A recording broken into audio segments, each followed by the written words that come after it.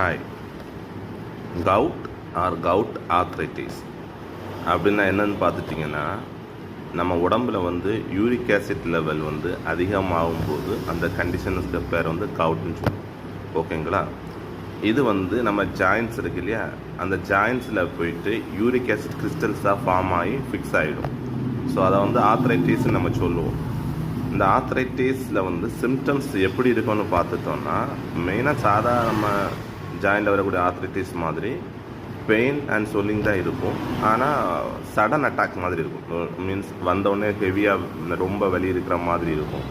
இது மெயினாக எங்கே அஃபெக்ட் ஆகும்னு பார்த்துட்டோம்னா, அந்த பிக்டோவோடைய பேஸ், அதாவது பிக்டோ தொடங்குது இல்லையா, பெருவிரல், அதாவது கால் கட்டை விரல்னு சொல்லுவோம், அதை தொடங்குற இடத்துல தான், அந்த ஜாயிண்டில் தான் மெயினாக இந்த பிரச்சனை வரும். இதுக்கு அடுத்தபடியாக பார்த்தீங்கன்னா